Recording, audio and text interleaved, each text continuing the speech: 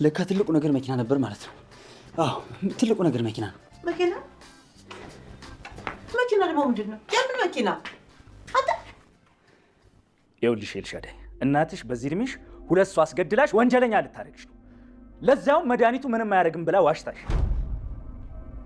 እውነት ነው? አይኔን እያየሽ ንገሪኝ፣ እውነት ነው ወይ? እኔ ነፍሰ ገዳይ ልታደርጊኝ ነው? መልሽልኝ፣ እውነት ነው ወይ? አይ አይደለም፣ ማለቴ ትክክል አይደለም። በቃ እነሱ አይሞቱም። ተይ እንጂ አይሞቱም። ማንነታቸውን እንዳያውቁ አድርገሽ መጣል ከመግደል በላይ አይሆንም። ምንድን ነው እያወራችሁ ያላችሁት? ምንድን ነው እያለኝ ያለው?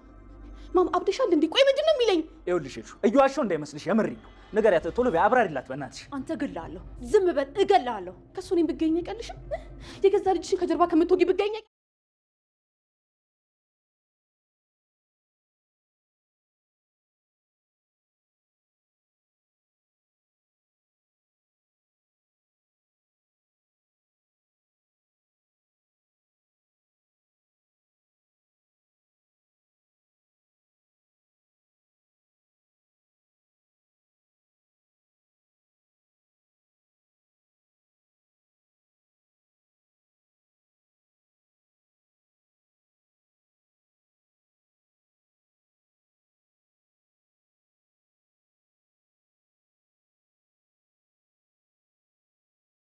ቤሉል የኑኑዬን የፀጉሯን ናሙና በመውሰድ ከራሱ ናሙና ጋር በማስመርመር እውነቱን ለማወቅ እየሞከረ ይገኛል።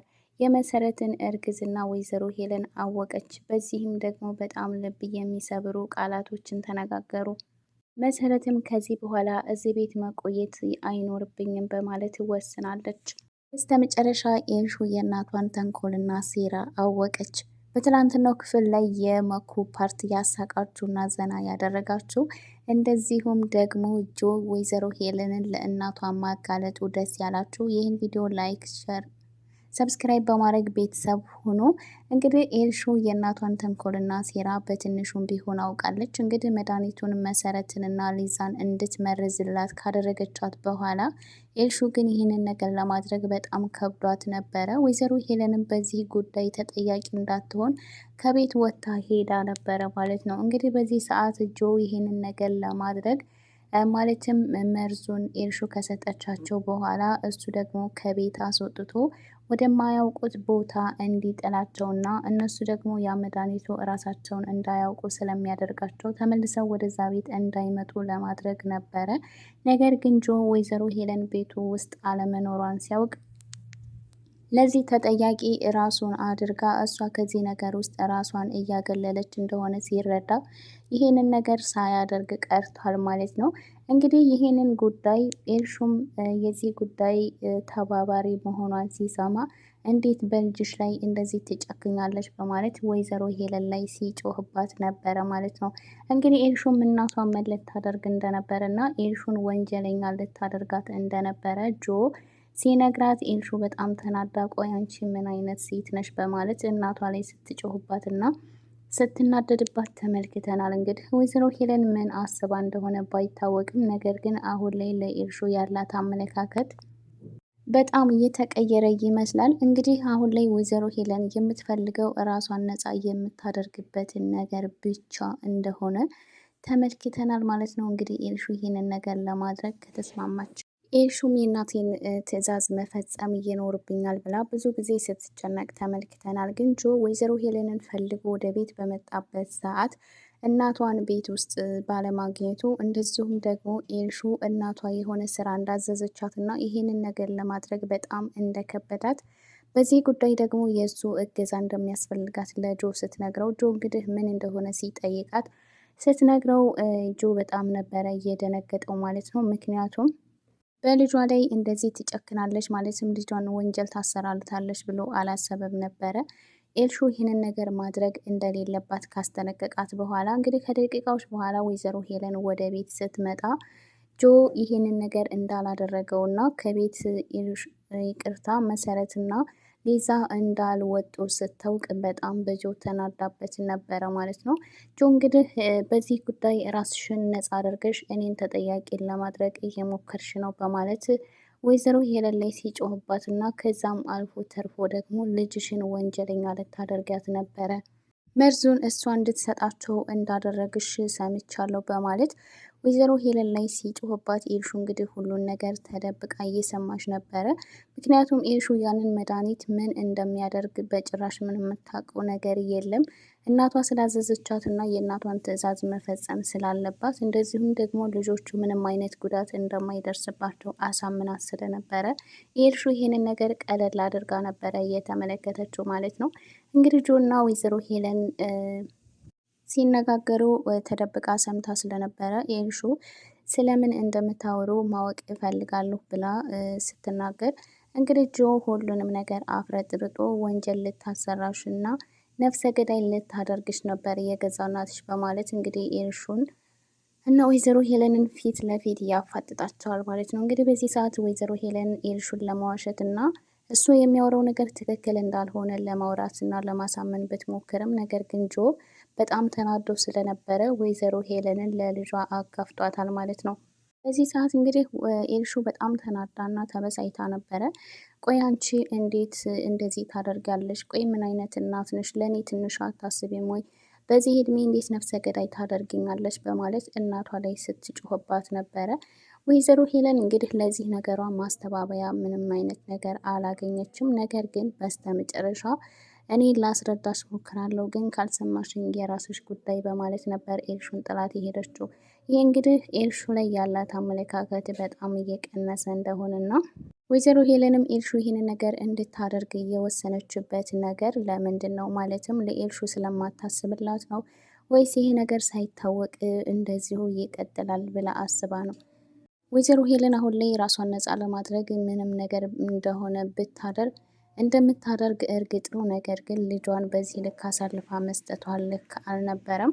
በሌላ በኩል እንግዲህ ሊዛና መኮ በራሳቸው መንገድ በፍቅር ተይዘዋል ማለት ነው። እንግዲህ ሊዛ በቤሉል ፍቅር እየተብሰለሰለች እና ቤሉል እለት ከእለት የሚያደርገው ነገር በጣም ቤዛን እየጎዳትና ይበልጥ ፍቅሯ እንዲጨምር እያደረጋት መጥቷል ማለት ነው። መኮን በተቃራኒው እንግዲህ ከሊዛ ፍቅሩ እየጨመረበት መጥቷል ማለት ነው። እንግዲህ ቤቲ ጆና ኤልሻዳይ ሲያወሩ ተመልክታ በድብቅ ስትሰማ ነበረ። በዚህ ሰዓት እንግዲህ መኮ መጥቶ ሲያስደነግጣት ሁለቱም ቆመው በሚሰሙበት ጊዜ ቤሉል ይቅርታ መኮ እንግዲህ መኮና ቤቲ አለመግባባት ሲፈጠር እንግዲህ ይሄን ማለትም ከዚህ ቀደም መኮ ቤቲን ራሷን እንድትስትና እንድትወድቅ አድርጓት ስለነበረ ይህንን ነገር ለሁሉም ሰው እናገራለሁ ብላ ስታስፈራረው ሲጮህባትና ሲቆጣት ወንድ ተሆንክ ለምን ሊዛን ሄዳ አታውራትም ብለው ነበረ። እንግዲህ በድፍረት ሊዛ ሊያወራ ወደ ክፍል ከገባ በኋላ ሊዛ ፊት ሲደርስ እንግዲህ የሚያወራው ነገር ጠፍቶበት ምላሱ ነበር የተሳሰረው። በዚህ ሰዓት እንግዲህ ኤልሹን ፈልጌ ነበር በማለት የሆነ ምክንያት ፈልጎ ከሊዛ ጋር ለመነጋገር ይሞክራል ማለት ነው። እንግዲህ ሊዛ እዚህ ቁጭ ብላይ መጠበቅ ትችላለህ ብላ ትተው ልትወጣ ስትል እኔም አብሬሽ እወጣለሁ በማለት ልሸኝሽ ወይ ሲላት በምንክ ነው የምትሸኘኝ? አዝለክ ነው ወይስ በመኪና ስትለው እንግዲህ ተፈለገሽም ቢሆን አዝልሻለሁ ብሏት ነበረ። በዚህ ሰዓት እንግዲህ መኪና ቢኖርት ትሸኘኝ ነበር ብለው ስለነበረ መኩ አሁን ላይ መኪና ቢኖረኝ የሸኛት ነበረ በማለት ትልቅ ሀሳብ ይሆንበታል ማለት ነው። እንግዲህ ከእንደምንም ብዬ መኪና መግዛት ይኖርብኛል እያለ እያሰበ ነበረ። እንግዲህ መኩ እዚህ ጋር ቤተሰቡን እንዳለ ነበረ ድንብርብሩን ያወጣው ማለት ነው። መኮ ሊዛን ለማግኘት እስከ ምንም ርቀት ድረስ እንደሚሄድና ያለችውን ሁሉ እንደሚያደርግላት ነው እየተረዳ ነው ማለት ነው። እንግዲህ ምናልባት መኪና ቢኖረኝ እሸኛት ነበረ፣ ስለዚህ መኪና መግዛት ይኖርብኛል በማለት እንግዲህ በጣም በሀሳብ እየተብሰለሰለ ነበረ። አይንዬና መሰረት ይህንን ነገር ተመልክተው ቆይ መኮ አበድክ እንዴ? ምን ሆነክ ነው እያሉት ነበረ። እሱ ግን ማንም ሰው እንዳለ ዘንግቶ ለብቻው በሀሳብ እየተብሰለሰለና አሰበ ነበረ ማለት ነው። እንግዲህ አይንዬ ልጄ አበደ፣ ቆይ ምን ሆነህብኝ ነው በማለት በጣም ተጨንቃ ነበር መኮን ስታወራው የነበረው። መኮም እንግዲህ ከራሱ ሀሳብ ሲባንን ምንም ነገር እንዳልተፈጠረና የተናገራቸው ነገሮች ሁሉ ዝም ብለው እንደሆኑ እያስረዳቸው ይሞክራል ማለት ነው። አይንዬ ግን መኮ እለት ከእለት እየሆነ ያለው ነገር በጣም እያሳሰባትና እያስጨነቃት ይገኛል። በሌላ በኩል መሰረት አሁን ላይ ሆዷ እያስታወቀና እየገፋ ስለመጣ ከቤትና ከክፍሏ መውጣት በጣም ጭንቀት እየሆነባት ነው። ሰዎች መሰረትን ሲመለከቷት እንግዲህ ነፍሰ ጡር መሆኗን ሲያውቁ ምን ይሉኛል በማለት የሰዎችን ይሉኝታ በመፍራት ከክፍሏ ወጥታ ከሰዎች ጋር ለመነጋገር እና ለመገናኘት በጣም ለሷ ከባድ እየሆነባት መጥቷል። እንግዲህ እናቷም እንደዚህ ክፍል ውስጥ ተቀምጠሽ እስከ መቼ ድረስ ነው? ይህንን እኮ መደበቅ አትችም። ስለዚህ ወደ ውጭ መውጣት ይኖርብናል በማለት እንግዲህ ከክፍሏ እንድትወጣ አድርጋት ነበረ። በዚህ ሰዓት እንግዲህ አይንዬና መሰረት ከክፍል ተያይዘው ሲወጡ ወይዘሮ ሄለን ደረጃ ላይ ታገኛቸዋለች ማለት ነው። በዚህ ሰዓት የመሰረትን ሆድ ስትመለከተው መሰረት ነፍሰ ጡር እንደሆነች ታውቅና ወይዘሮ ሄለን በጣም ደንግጣ ቆይ አንቺ ደግሞ ይሄንን ከየት አመጣሽው በማለት መሰረት ላይ ልታፌዝባት እና ልትቀልድባት ትሞክራለች። አይንዬም የሚመለከትሽ ነገር የለም በማለት ከወይዘሮ ሄለን ጋር ትልቅ ግብግብ ውስጥ ይገባሉ። ነገር ግን መሰረት አሁንም ቢሆን አይመለከትሽም ብላ ወይዘሮ ሄለንን በንቀት ልታልፋት ብትሞክርም ነገር ግን የወይዘሮ ሄለን ቃላቶቿና ንግግሮቿ በጣም ቅስም ይሰብሩ ስለነበረ መሰረት ከወይዘሮ ሄለን በወጡት ቃላቶች በጣም ልቧ ተሰብሮና አዝኖ እንመለከታለን።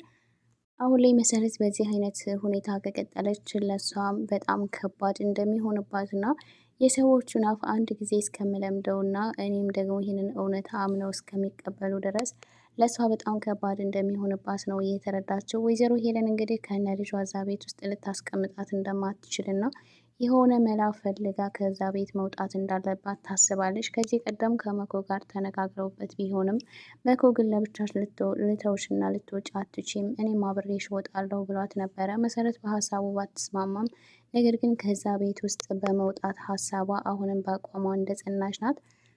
በሌላ በኩል እንግዲህ ቤሉል የኑኑዬን የፀጉሯን ናሙና በመውሰድ ዲኤን ምርመራ ሊያስመረምራትና የኑኑ እህቴ ናት ወይስ አይደለችም የሚለውን ነገር በራሱ መንገድ ለማወቅና ለማረጋገጥ እየሞከረ ይገኛል። እንግዲህ ቤሉል ባደረገው እርምጃ ምናልባት ውጤቱ በቅርብ ቀን መጥቶ እውነቱን የሚያውቁ ይሆናል ማለት ነው። እውነቱ ምን ይመስላችኋል? ኑኑ የቤሉል እህት ናት ወይስ ደግሞ አይደለችም? እንደተባለው እህቱ ከሆነች ደግሞ የቶማስ ልጅ ልትሆን ትችላለች ወይስ የቴዲ የሚለው ነገር አብረን በቀጣይ ክፍል የምናይ ይሆናል። ውድ የእንግዳ ድራማ ተከታታዮች እንደዚሁም የሃይማኖት ቤተሰቦች ለዚህ ቻናል አዲስ የሆናችሁ ላይክ፣ ሰብስክራይብ በማድረግ ቤተሰብ ሆኑ። ቤተሰብ የሆናችሁ ከልብ እናመሰግናለን። በቀጣይ ቪዲዮ እስከምንገናኝ ሰላማችሁ ብዝት ይበልልኝ።